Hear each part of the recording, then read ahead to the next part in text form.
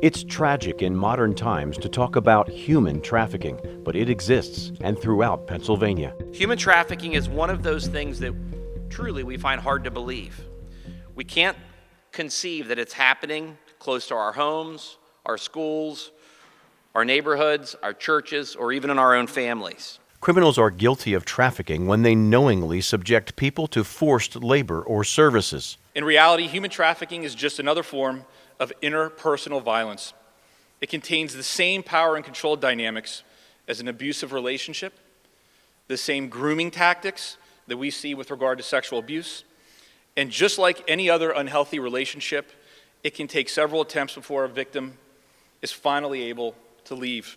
Those who are trafficked are truly victims, many times among the most vulnerable among us.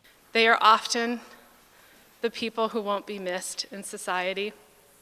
They have past criminal histories, drug abuse, domestic violence abuse. They are the ones, perhaps in unlikely or unstable immigrant status.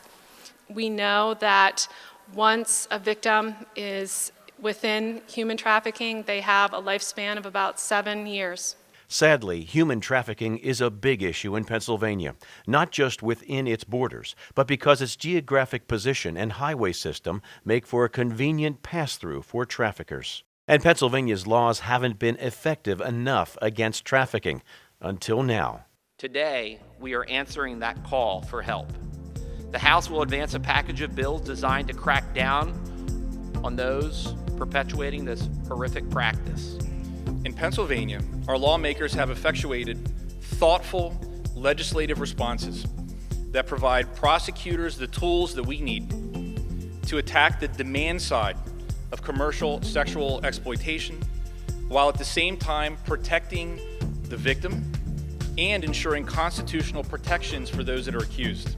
My hope is that those that are watching at home see this level of support and this level of dedication and commitment from our legislature, and to know that there are resources and services available. Hopefully what people see on the 5 o'clock news is not just strength and leadership, but hope.